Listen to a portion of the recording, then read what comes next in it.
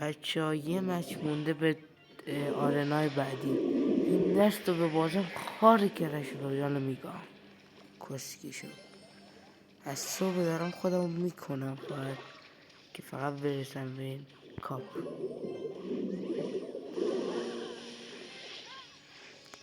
خانم چی بگم؟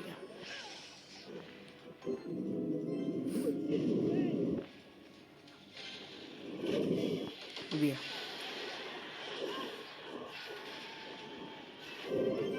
مگانایتو از بالا بندازم رو سرش کسکش.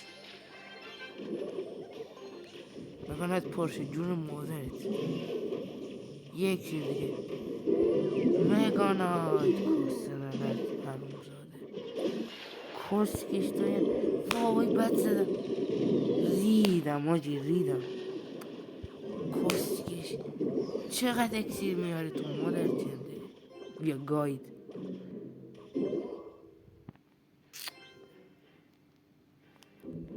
آخه من چی بگم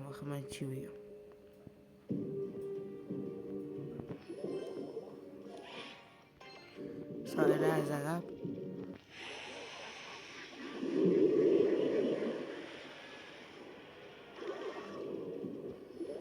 بچه ها لطفا سابسکرایب کنید تا ما بتونیم براتون لایف بذاریم. میخوام سابسکرایبم به 50 تا برسه بعد اوکی میکنم لایو و اینا رو. حالا من چه گویی بخورم کسکیش حرومزاده. بکنش. بیا گاید قشنگم گاید بعدم نگاید کسکیش اسکریت باید نرو اونور. بابا نرو اونور جون مادرت. بیا جون مادرت 32 ثانیه دیگه وقت بیشتر ندارم. اسکلت برل اوامونم دستمون اومد.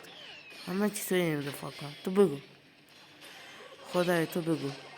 جون مادرت نزن اون ور. ای کاشی چیز مینداختم. اوکی به اعتماد زیاد دست رو ببریم.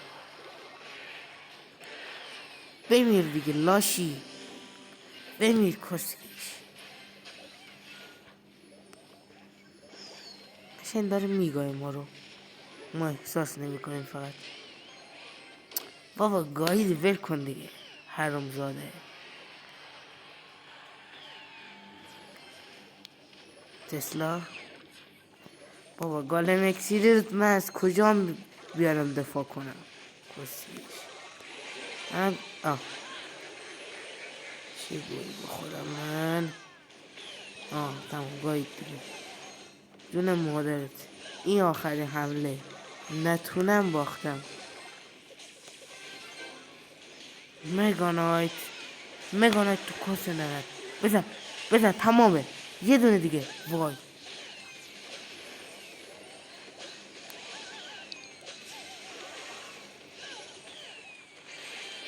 وای جون مادرت. تمامه حاجی تمامه کسه نرد خار کسه. بچه ها لایک ها رو بکوبید سابسکرایب بزنید. لایف شروع میشه تا چند روز دیگه.